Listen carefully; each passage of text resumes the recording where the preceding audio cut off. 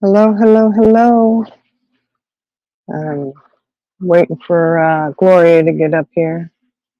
Can you hear me, Jenna? Yeah, I can hear you fine. I'm just muted. Okay. And you heard that buzzer. That's That's your my heat. heater for real. Yeah. Yeah, because it's cold. I had to get it out already. I didn't expect to get it out this early. That's all right. Just have to move it, though. When someone else comes up, I'll mute. Yeah, you're fine. You're fine. Let's see. Who do we got down here? Kristen R. Company's coming. Chaos Queen. Psychosocial. Hi, ladies. I Lady Purple. I know I saw her in there. Um, Pam, cinnamon hot, hot, hot. Past, hey, past. Oh, geez, Gloria. Look at you looking all snazzy ranzy and everything, and I look like shit. You look pretty much how I feel. You look good all the fucking time. You got better genes than I do. Oh, yeah, Gloria, look at me. You're fine, sis. Look like crap. But, You're beautiful. as you can see, there's,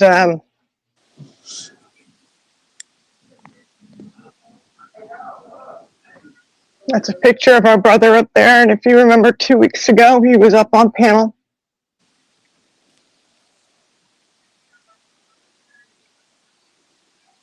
And I just want to start by saying, guys, Gloria and I do not get paid on YouTube, okay? This is not for YouTube funding or anything like that. It is to answer everyone's question at once. Because, we've had a lot of people messaging individually, and it's, at this point, it's just hard. It's not that I don't want to. Just you want to go in a hole and just, not see anybody. But, and bear with me, because, most of y'all know we just reached the 1 year anniversary of my mom's passing, and I've been trying to muddle through life without her. And last night, I was at the hotel for work by myself, a few hours away from home. My phone rang. And I remember I thought, hold on a second. I know this county is just, not too far from us. And I was worried, and I looked at the time and I said, 9:56. My older son had taken my little ones over to their sister's house, and they went trick-or-treating, and I thought, they're already home by now, so they should be okay. Because I knew something was wrong. So I answered the phone, and the guy on the other end of the line was very hesitant, and he asked if I was Becky, which threw me because only a few people call me Becky. My sister Gloria here always calls me Rebecca. I have a couple of friends that call me Becky, and my younger sister and brother call me Becky. So it kind of, and my daughter's, one of her friends calls me Becky or Mom. So I immediately thought, oh my God, what happened, And then he asked me if I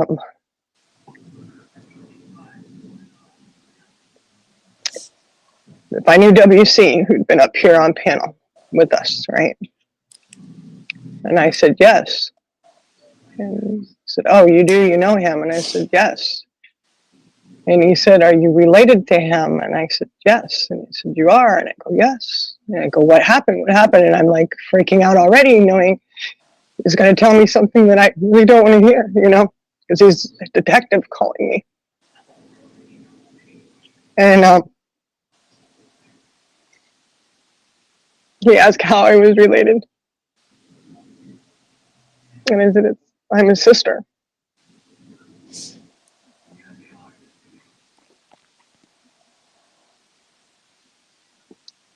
I'm sorry.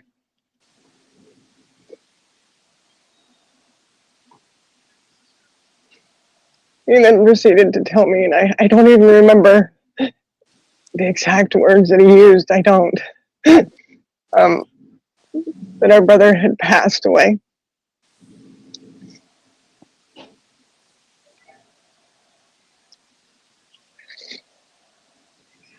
Anyway, very chaotic for me at that point on.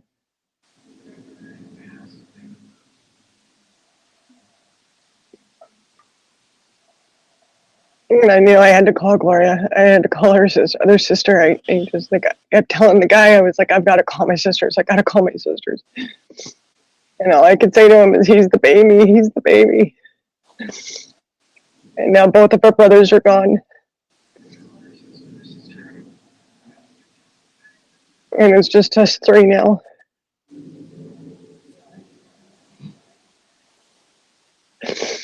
And he was the baby. He just turned 46. Sorry. And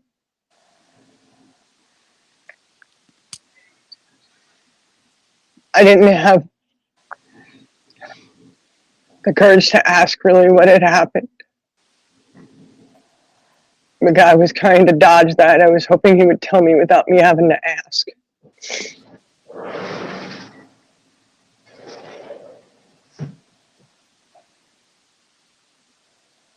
And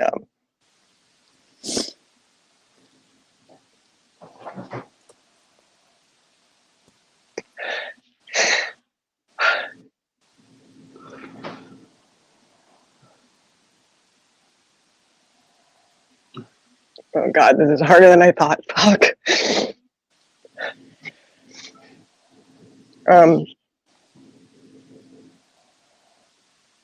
He said it was a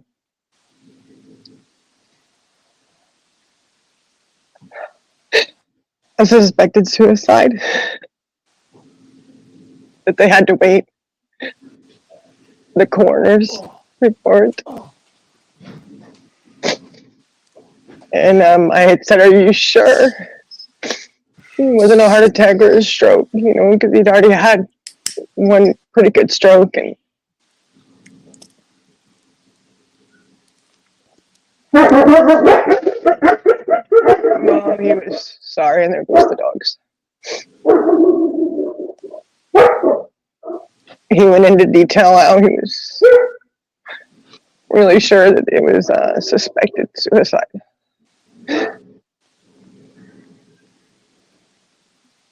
And I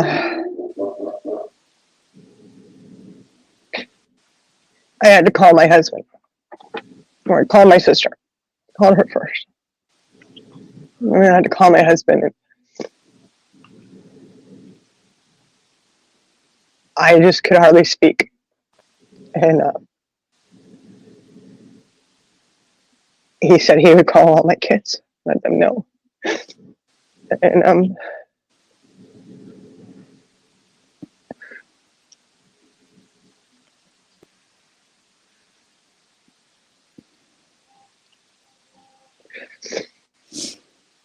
sorry, I got my snot rocket going, guys. I'm sorry. My son had then said he had seen something on one of our community scanner pages on Facebook, you know. And he realized that the video and the pictures that the person had taken of the scene and posted. He realized that that was his uncle and our brother. And this was done before family was notified. And I've always disagreed with that. I did go and report it, and it did get taken down. I did it in a respectful way. I wasn't rude. But I don't think it's appropriate. I think it's very disrespectful to the victim of whatever situation it is. and it's disrespectful to the family. And I really wish that my kid hadn't had to have seen it.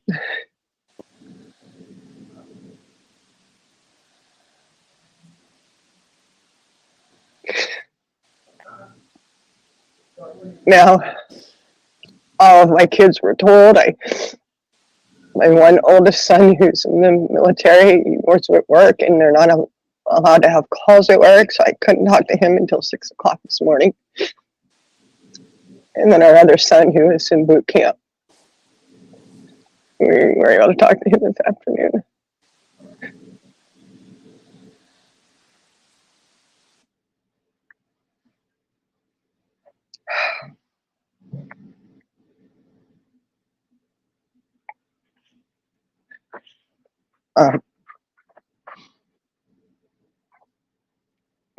Just wanted to let everybody kind of know what's going on, and as soon as the call came in, I felt like I couldn't breathe, and I still feel like I'm struggling to breathe.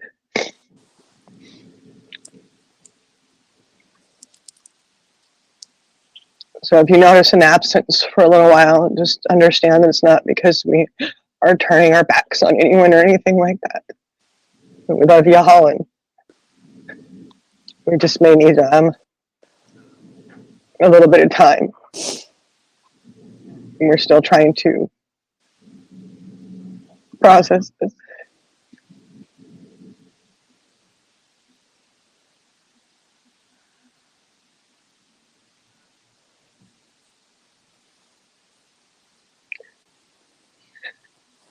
Gloria, do you want to say anything? I'm just having a hard time thinking of what to say. I'm gonna fly out tomorrow to my sister and try to get everything in order that we need to get in order. Unfortunately, we're all spread out. And there's 3 biological siblings that are left, and but he also has 2 other sisters and 3 other brothers. To consider in all of this, and we're all spread out across the United States.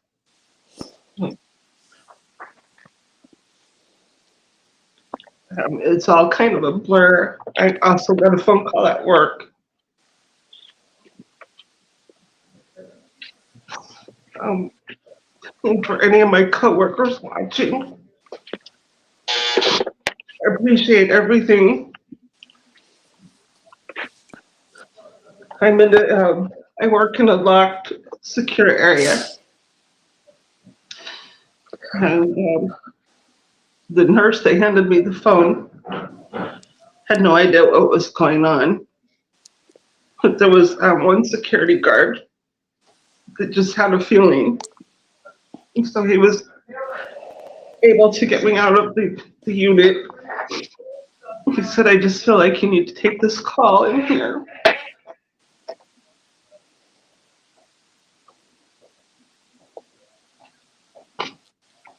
So I wasn't around any of the patients. And I just kind of hit the floor. I was just screaming. I'm partially mother to my brother. I'm his sister, but I helped to raise him early in life. And so there's a motherly bond there and an older sister. So I just kept screaming, that's my baby. And I don't know who all embraced me, but I had arms of my coworkers around me.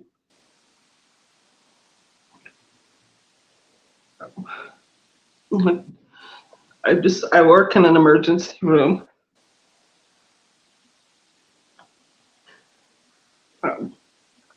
So not for a second did they let me just go. They made sure I had a way home.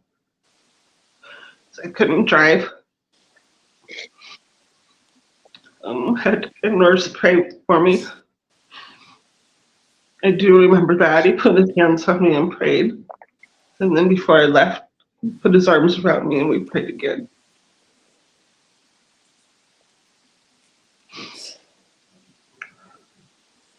And then my adopted older sister, when I called her, she's a counselor.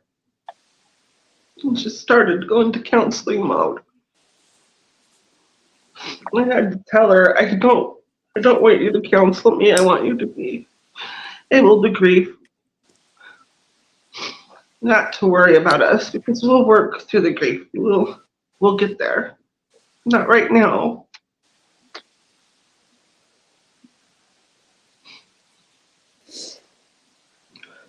And, just a reminder, just love. Always tell your loved ones you love them.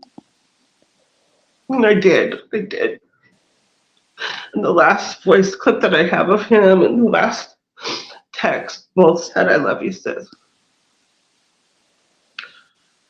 But I had no idea that he was struggling with depression. He didn't let us see it. I rewatched that live and I can kind of see it. Just in his eyes. Watching that, but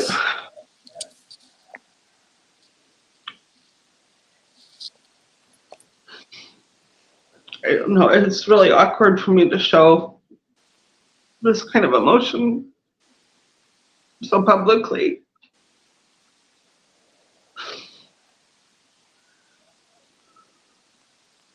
Well, that's what I always say, Gloria. You ain't gonna get me crying over YouTube shit. No, no, that's no. This shit.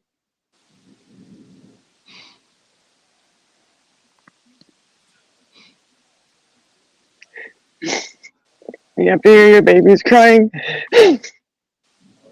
because they don't understand why. Why didn't he just call? He was less than an hour from here. Why didn't he just call? Why didn't he reach out for help?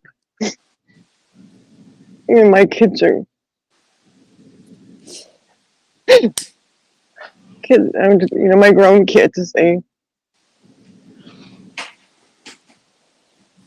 They're grown and they don't understand it. My son came in tonight. He's like, this was senseless. This didn't need to happen.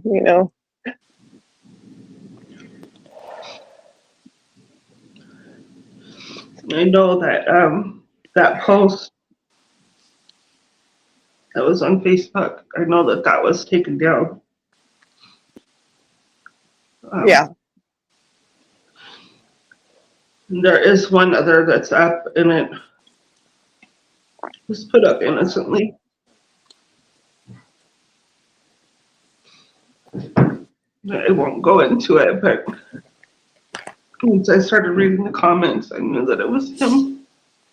But the post, it was just an innocent question that somebody posted. It was the responses that let me know. And I don't know if you've seen that one. I don't think so. I was working on that one today, just trying to get him to understand, please, my son saw this. Okay. He shouldn't have had to. We didn't give out, I don't know, I'll share it with you later. It truly was an innocent post, and then the comments trying to answer the lady that made a post.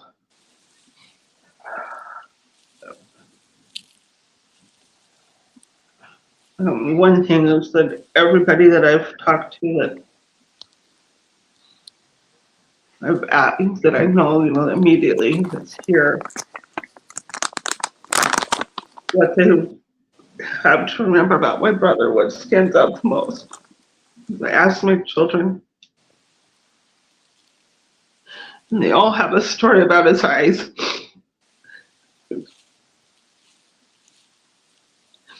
My brother, when he was 2 or 3, we were living in California, and he was playing out in the yard along with cousins and everyone, and there was a kid riding by on his bicycle, and he'd kick the gate. It was just kids, you know. And my brother ran toward the fence, toward the gate, and there was a piece broken on the gate, and it was sticking out. And as he hit the gate, the kid had just kicked the gate, and the piece entered my brother's eye, and eventually it left him completely blind in that eye. And that's all he ever knew. So he was able to drive, he hunted, he fished. It didn't slow him down at all. But as he grew into a teenager, that eye started to easily get infection, and it would infect the other eye. And so they made the decision that it needed to be removed, and he needed a glass eye. He was really light sensitive. He couldn't look up hardly, and that eye made such a difference in his confidence, and he could face sunlight, and he just kind of blossomed from there. But my brother was, he was kind of an ass sometimes, and stubborn and bullheaded and funny as hell. And so we were sitting, I think it was someone's funeral, and in my adopted family, when we have funerals or weddings, there's always a potluck afterwards. So we were sitting in this reception hall at a potluck, and one of my aunties said, "Hey, Waylon, keep an eye on my purse." She's getting up to do something. And he just got this little ornery look on his face, and when she came back, that glass eye was sitting on her purse. So he just forever pulled that stunt. He would just, I think he would wait for somebody to ask him to keep an eye on something. So that's a memory that my kids laugh about. He did that to each of them, you know. Just like, I got my eye on you, or just silly stuff. So just thought it was interesting because Rebecca had stories too about that. So he traumatized her friends. He did. He did. Well, some were traumatized, most saw the humor in it. Yeah. It's just, yeah, he really was a stubborn little guy. Like,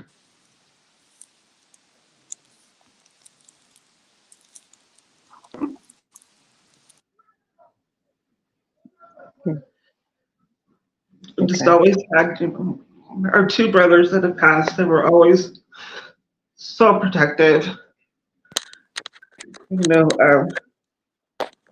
nobody ever messed with me in school. Oh, you're a Cooper. You got those. Not only did I have the two brothers, I had three older brothers that didn't live in the same town. They lived with their mother, but their reputation kind of stayed.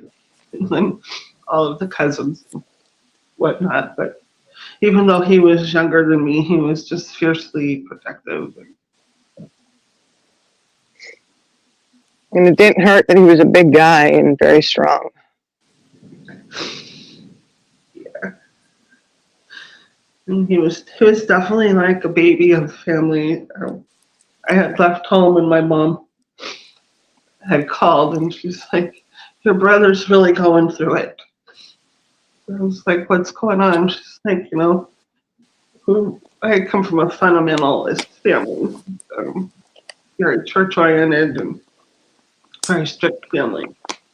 And she said, "Well, the devil's really coming at him." Oh, God.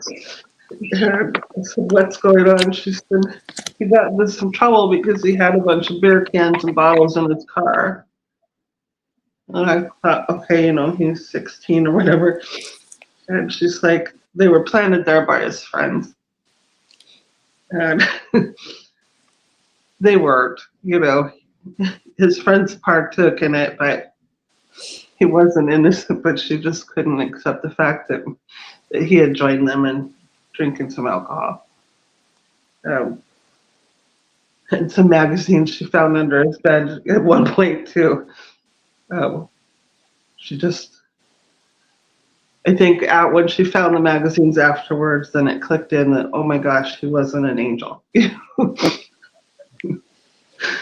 She threw those in the fire, by the way. But yeah. He just, in her eyes, he couldn't do any wrong.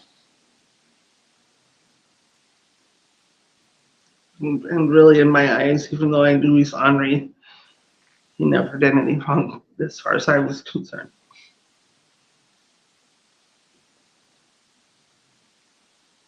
Yeah, it was one thing I was thinking earlier today. No matter how much you're arguing, you know, no matter how much you're disagreeing on something, because we're all a little bullheaded. He was the most bullheaded, of course. You know. That could be in the close second. And it was always the thing that you knew that you loved each other. There was never a doubt of that. It was never a doubt in my mind that he loved me and I loved him, you know, that as sisters, you know, and it was, you could be button heads, but it was still a peacefulness when they were around, if that makes sense.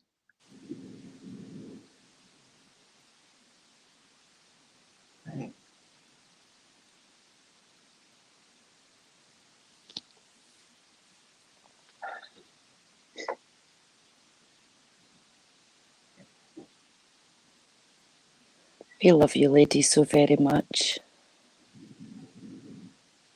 We love you too. Love you too.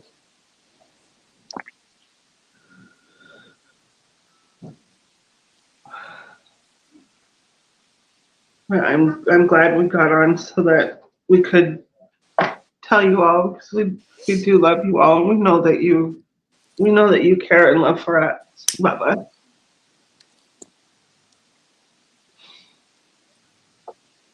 You just want everyone to know, because we don't for a second want you to think that we're ignoring or just checking out.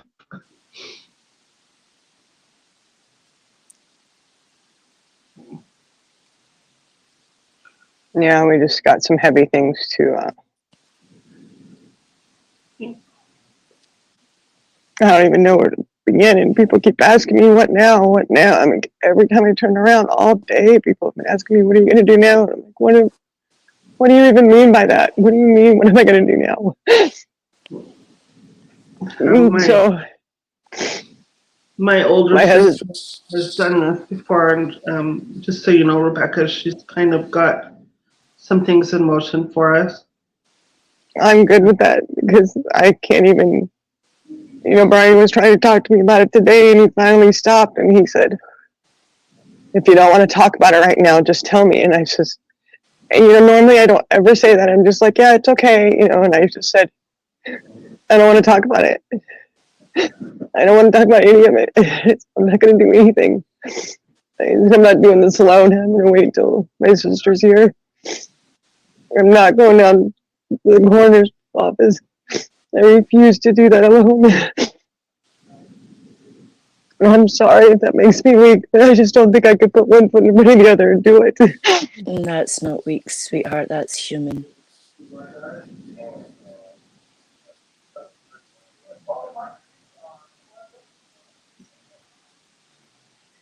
I feel very broken right now. I feel very broken, I've got to tell you.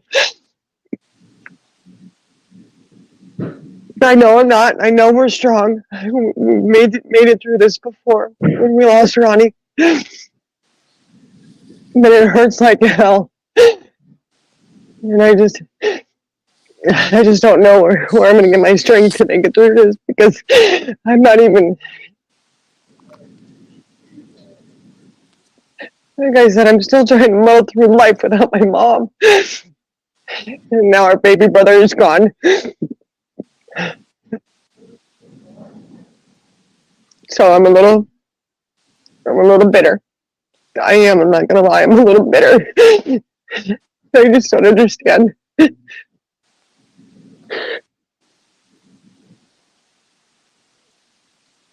have my kids tell me, Mom, it was senseless, you know. And they have them crying, grown men, and, you know,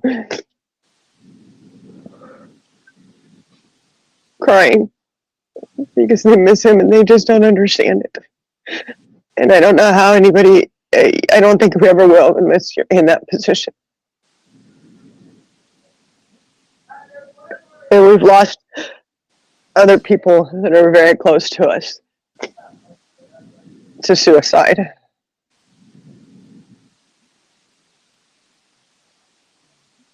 But this is the closest. This is the closest one yet.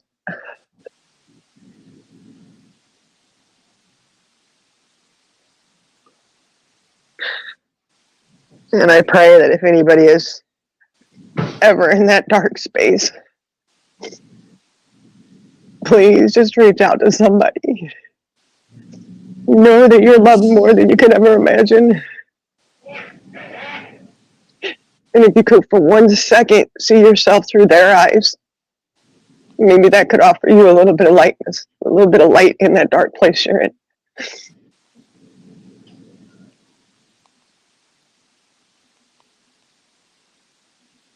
Because I'd give anything to be there and to beg him not to do it.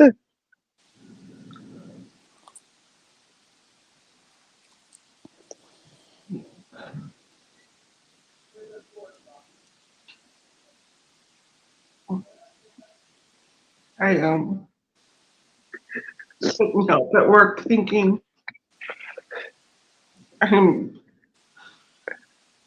spend my work shift with mental illness, and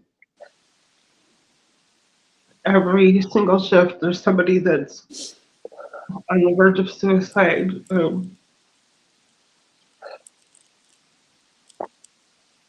And for the most part, excluding just a couple that do go on to complete suicide, for the most part, we're able to get those people help, get them resources, and get them medication or whatever it is they need. And I just couldn't help but think I couldn't do that for my own brother. You know, I didn't know, but a lot of their families don't know. And fortunately for the ones that I come in contact with, they've either reached out or someone reaches out. There's this fallacy that if a person talks about it, that they're not serious about it. I've heard that so many times. Like if they were serious about suicide, they would just go and do it. It's not entirely true. There are people that talk about it and there are those that don't. Doesn't make anyone less suicidal. And that's just it's misinformation. It does get put out there, even on YouTube streets. There are people that cry for help and those that don't.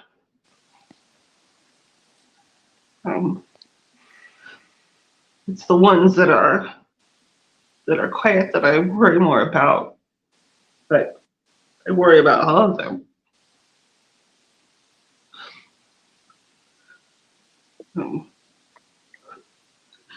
And if nothing else, it's just go on and promote suicide awareness.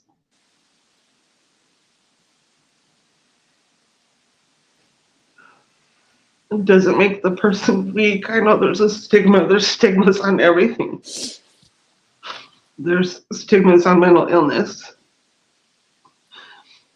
Suicide was a big one in my family because of our religion. I was brought up to think anybody that committed suicide was just damned for hell. And that's not what the Bible says. And I don't serve a God that would punish somebody for depression or mental illness. Never.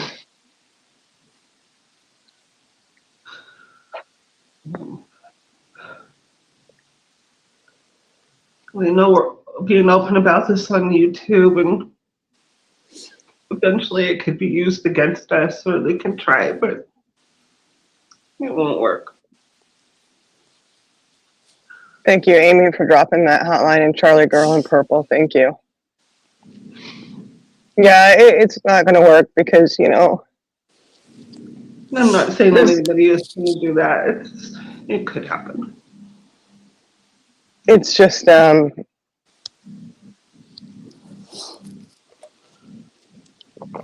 hit this so close to home. Please don't think for a second it can't happen to you, that you won't be that one getting that phone call late at night out of the blue and you're just completely shocked.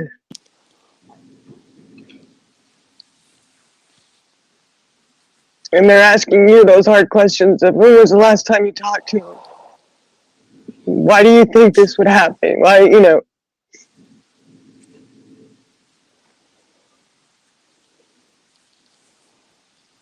Yeah, and it should serve as a reminder, even here on YouTube. The going back and forth that we have going on in our little sector. It can be mentally taxing on people that are already have an illness, or maybe they don't, but it's, some people take things to heart. And some of what is said on YouTube is ugly, to say the least. I try to stay out of it because I am a gentle soul that does take things to heart. I just can't deal with the toxicity and the anger, the hatred that's just directed at our side a lot. And it also comes from us too.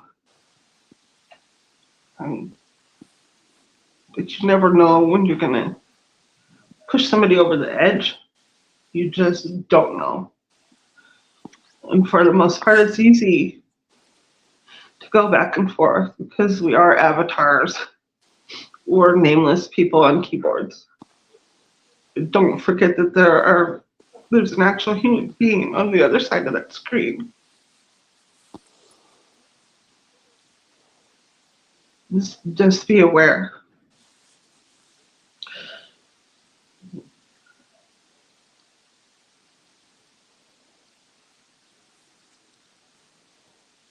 You know, the bashing and all that goes on.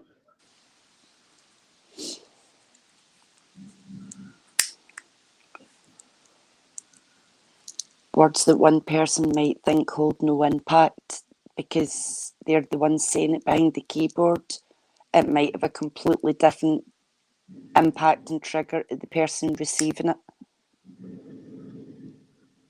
So I think that's one thing we all need to be mindful of, is think about our words before we put them out there, because the person receiving those words, we have no clue what mental state they're in and how they're going to receive something.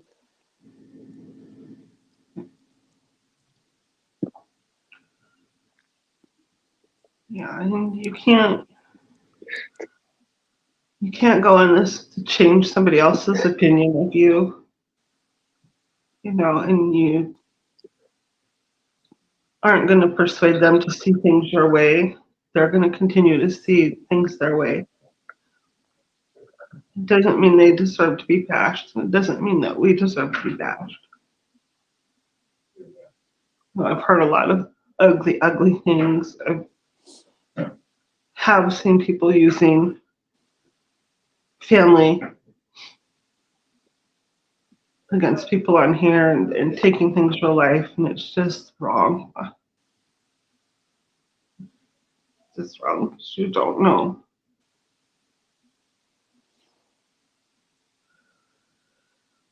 If your goal is to help someone, really truly help someone through whatever it is that you're taking a stand for. When you're being negative and vile towards others, that's a reflection on you. And it's not helping your cause, because there's going to be a whole lot of people that you could perhaps walk through this life with, supporting them in some kind of way, however they may need it, or them supporting you because of life experiences. They brought you to the same place for whatever it is. But you chase people away who may need that support and that comfort. And that I don't understand.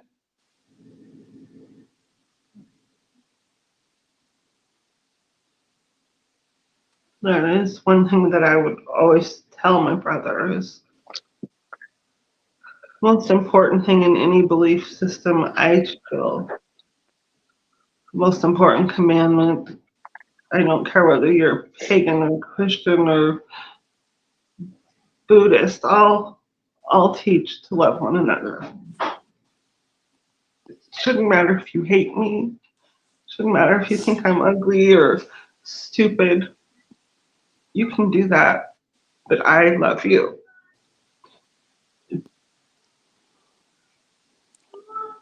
I heard about a preacher years ago that was threatened by a gang member that said, "Hey, preacher, I'm going to cut you into 100 pieces." And the preacher turned to him and he said, "And all of those 100 pieces will be crying out, I love you." So I'm just saying, be the bigger person and be aware of anguish that you can cause. And I don't think it's anybody's intent on either side to like, hey, I'm going to push this person over the edge or I'm going to cause them such turmoil. I don't know. I can't speak on anyone's motives for certain. But I know my motives aren't that. I don't know. And this thing with my brother is just really put a lot into perspective for me. Well, the thing that we didn't, none of us sisters saw it coming. Right? And it just goes to show you don't know what that other person is going through or where they're at mentally. We didn't notice. And I try to look for, the red flags.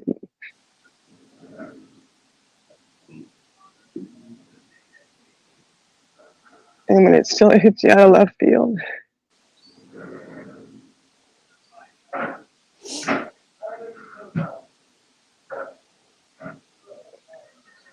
Our lives and our landscape of our lives have just changed drastically with one phone call.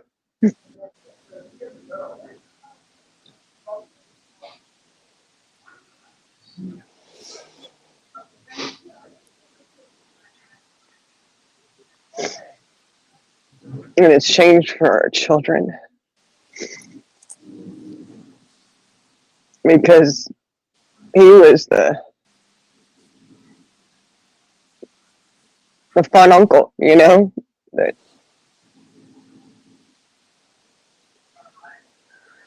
they just go, my oldest and him are really, really close. And they go towing off in his Mustang and both thinking they were so cool, you know. And they be taking him to the beach and they go see movies and he did all the fun stuff with them. And it's like, come on, let's go get some ice cream. Let's go get a shake, you know. Yeah, it's 11 o'clock at night, but shh, your mom won't mind, you know. Knowing that all I had to do is, oh no, it was my idea. I said, let's go do this. And it was, okay, you know, all right.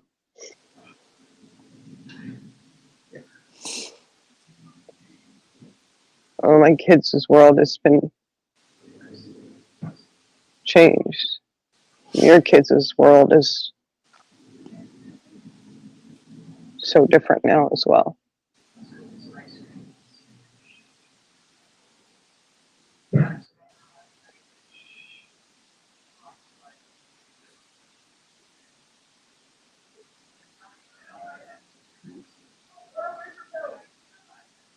When I say shock, I just don't even think that,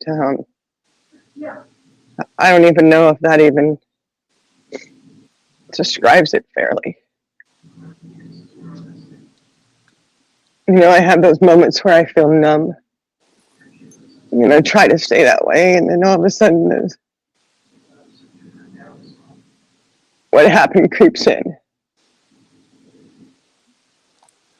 And it's just so unreal and so overwhelming.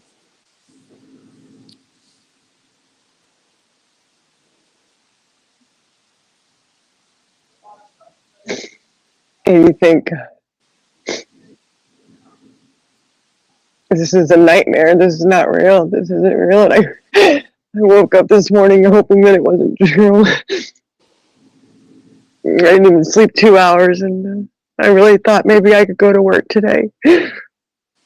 And when I woke up crying, knowing that it was real. And it wasn't just a bad nightmare.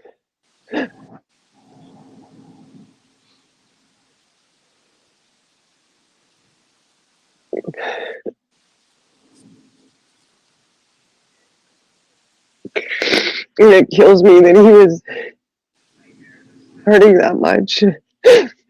He just didn't see any other way out.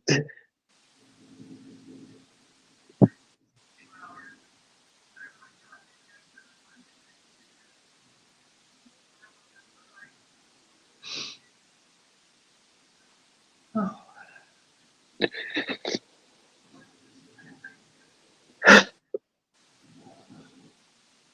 And,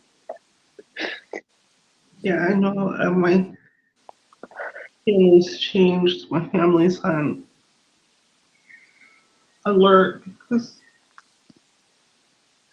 it just makes me hurt more because I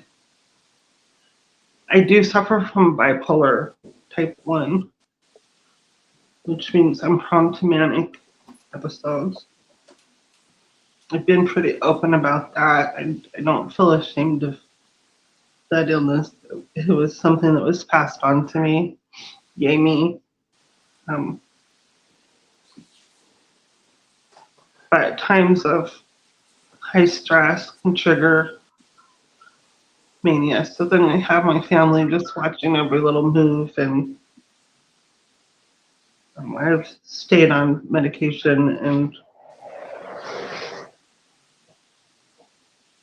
try to be okay. Try not to go into that state. So yeah, I'm medicated enough to sleep. And it's just a fine line. But I work hard in life to be present and to feel things. Because Gloria doesn't like to feel things. Yeah, I don't either. There's the fine line of letting myself grieve and hurt and then wanting to check out. And then I have to take medication to prevent really checking out. Well, I always look at it like if they see me crying, they see me hurt, then they win. And I came by that honestly, I think, because of our childhood. Yeah. It was you wouldn't see me crying, you know. And I can't help but feel that I do feel that they won.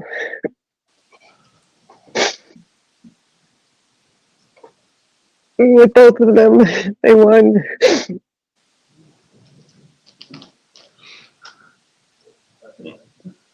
I know what you're referring to, and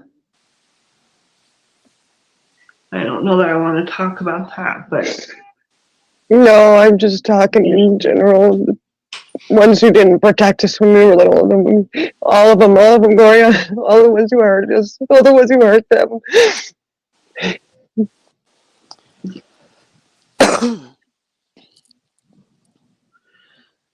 I love you, ladies. me too. Yous- I'm sorry if my background's loud. My No, neighbors not are at loud. all. Just know that you're going to get through it one step at a time, and we're all going to be here to lift you up. Even when you don't feel strong enough to carry yourselves, we're all going to be here lifting you up every damn step of the way. I don't know what I'd do without my sisterhood here. It's definitely just helps to have you all. I think more than I can express. It really, when my other brother passed away, I didn't have that right away. Rebecca and I had not been reunited at that point, and family was so spread out. And I really didn't have anyone. This time it doesn't hurt any less, but I have people that are holding me up. And it makes a huge difference.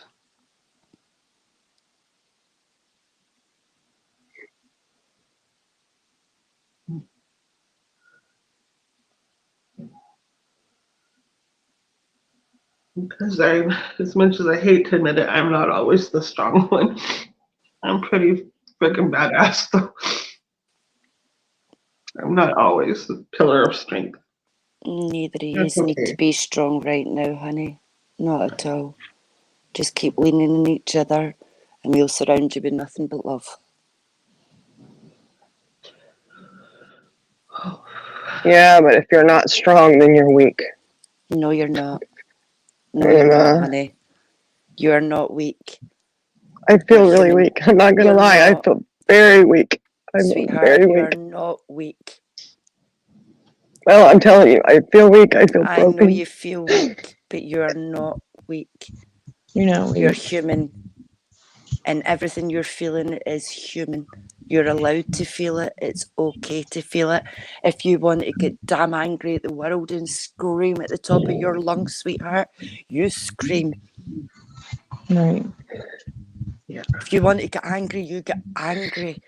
You're allowed. It's okay. Makes you human, beautiful, not weak. Oh, far from weak.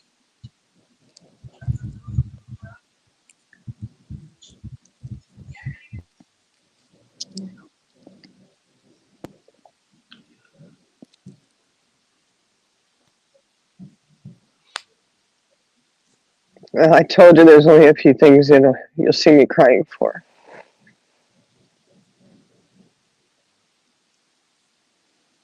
And those that I love.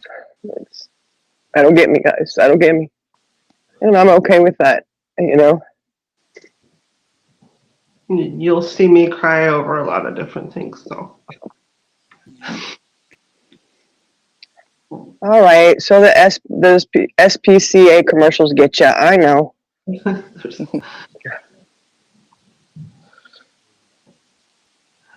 well, it is hard to cry in front of people, but so maybe you won't see me crying over everything, but I don't know. The older I get, the less I care if someone sees me cry or just because I do work so hard on letting myself feel emotions. When you've been checked out most of your life from that, it's not the easiest task, and I have to work on it every single day. Yeah. And yeah, because it's so natural for me just to, they call it disassociate. It's really easy for me to do that. And then there's these things where there's that instinct right now is just to check out. And I can't, I owe it to my brother to allow myself to grieve. And I don't want his legacy to be one of sadness and pain. Ultimately, I want Okay. him to be remembered for who he was, not how he ended things. Yeah. He came into this world. I remember the day he was born. We had just pretty great birth parents, as most people know our story. So when our mother went into the hospital to birth him, where were us kids? We were in the car. We were left in the car. And, at one point, I had to go to the bathroom. I remember we ate a bunch of apples. It's weird. I left us apples in the car. I think my brother Ronnie was thirsty. Rebecca, I think you were actually with Grandma, and Candy was with Grandma. I believe it was just Ronnie and I in that car. And so I went in to use the bathroom, and there was a little receptionist like, "Where did you come from?"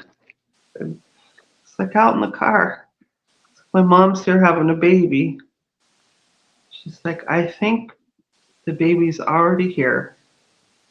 And so she let me use the bathroom and then came back out, and our birth father came out and said, he told me that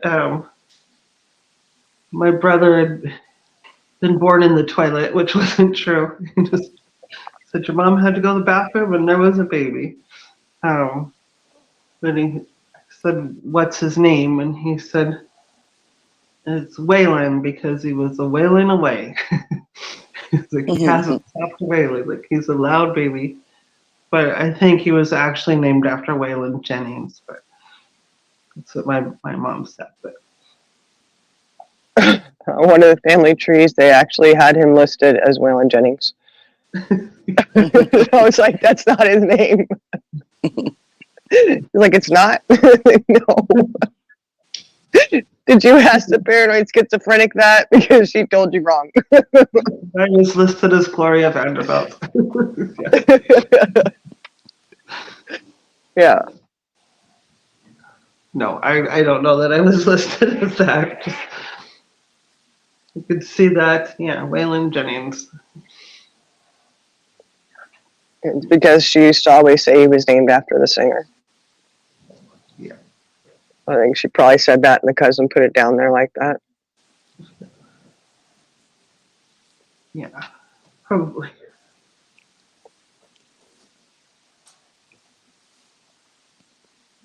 And my baby, my biological baby, original six-pack baby, right? Because as y'all know, I call him my original six-pack, and that's the six that I birthed. He was the last child born to any of us. And he is named after both of my brothers. And my pop.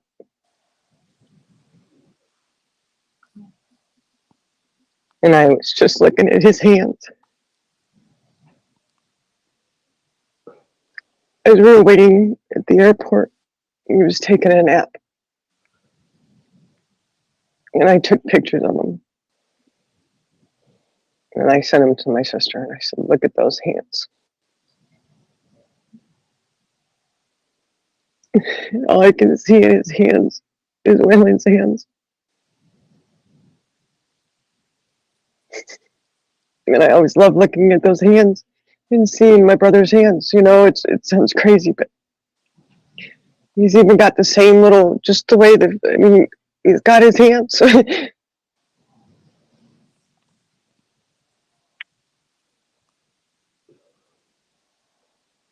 And I'm grateful now that I can always look at his hands and see my brother, you know. You know, it sounds twisted, I'm sure, but It's not. a little piece of him is still here, you know.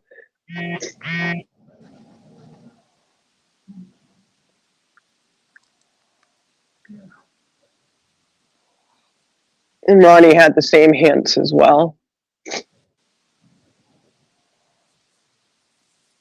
Did, yeah.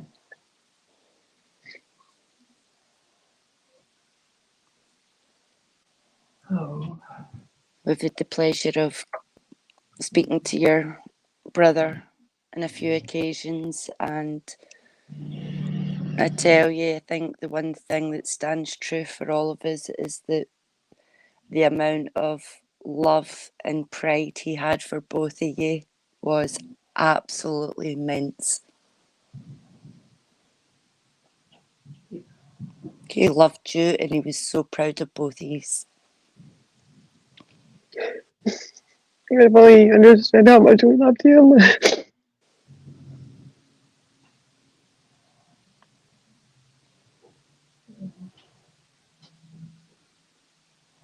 And I look back 2 weeks ago and I can't help but wonder if he didn't come up on your live.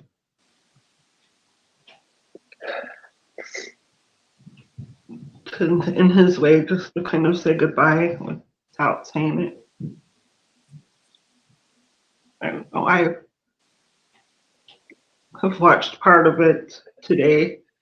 I couldn't watch all of it. I just wanted to hear his voice. And I kept You're better than to see if I saw anything.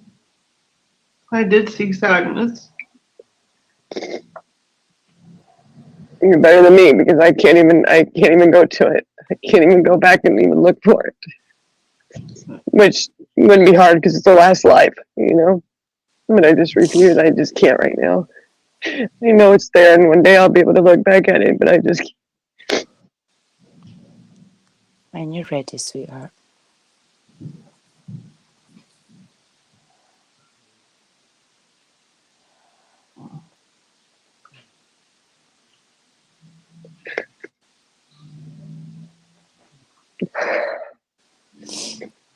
Guys, please, just if you know anybody who seems like they're sad or something, or you're sad, you get into a dark place, please just, I beg you, don't do it, please.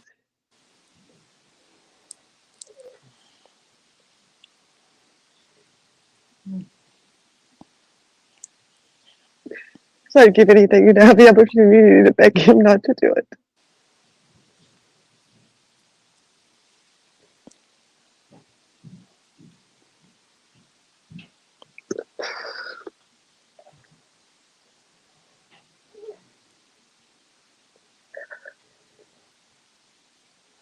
There's nothing in this world that can't be worked through.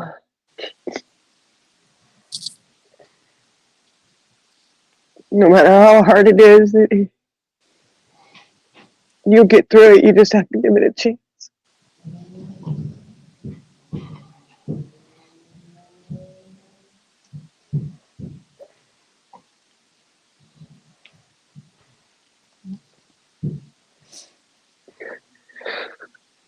please reach out to mental health support or someone that is in your inner circle, your family, your friends. Just please keep on reaching out to someone until they hear the pain that you're in, until they hear the help that you need. Keep speaking about it until someone hears your voice enough to direct you to where you need to be for support. Because you're not alone. You are worth it. And you are loved.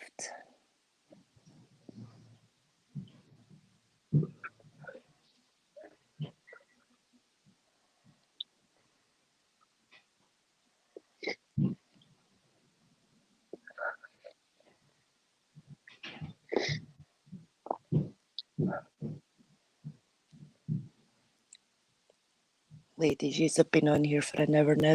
Are yous doing okay? Yeah, I'm gonna have to drop down soon because of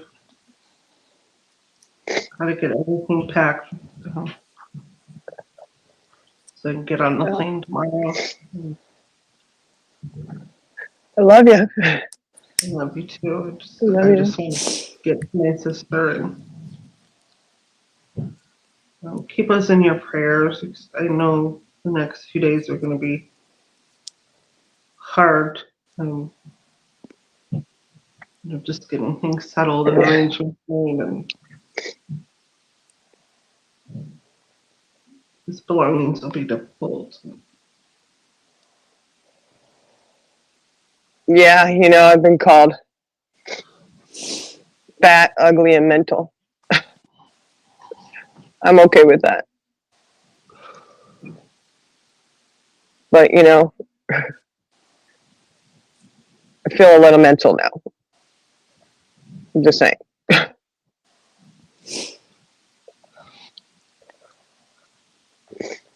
Sweetheart, you'd be mental if you didn't feel mental right now. Right.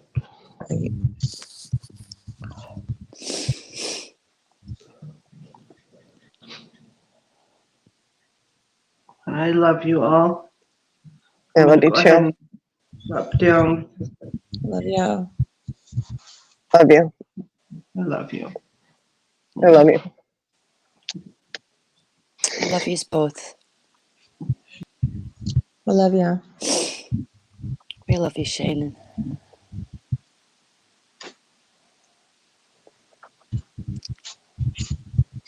Deep breath, honey.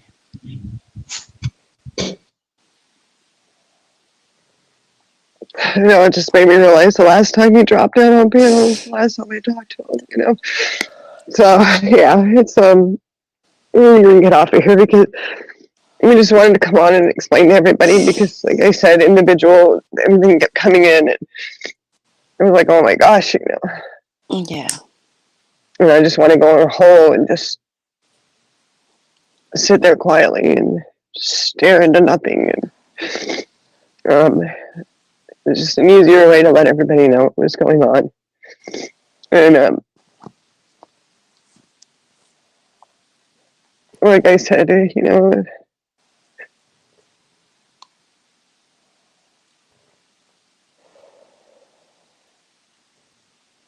just remember that you're loved.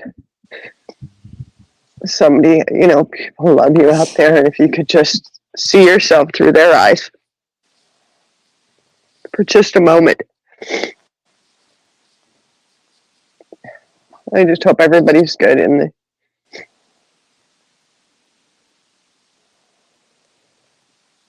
yeah. And thank you, Jenna and CJ, for coming up here with us. And It's okay, honey. And please, if anybody in chat's affected, please reach out to someone. Even if you're just touching base with someone, one of your friends in Discord, anything. If you're triggered, impacted, please just reach out. Yeah. And thank you all for coming to show love and support. I really appreciate that. And if y'all need help, please reach out to somebody. Yeah. There's a bunch of mental health support links being dropped in chat. Please Reach out to I just someone wanted if to you're in find out. crisis and know you're not alone and you're loved. And like we said, there's nothing that can't be sorted through if you just reach out a hand. So please don't be afraid to reach out that hand. You can always get help until you make it final. And once it's final,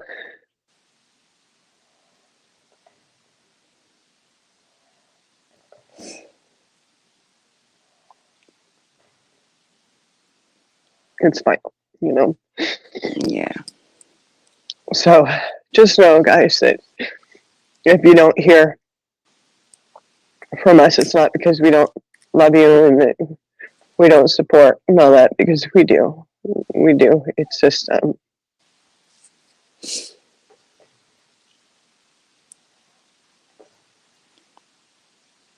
is just going to take a little while.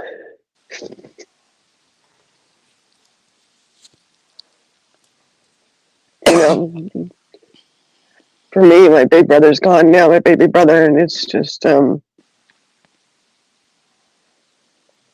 it's a little too much, I think, you know. Yeah. It's understandable, honey. Thank you, Amy. I'll give you much time as you need. Thank you. Well, thank you for dropping those hotlines. Like I said, if anybody is, don't be afraid to pick up that phone. Yeah. That's a phone call I would have rather have gotten.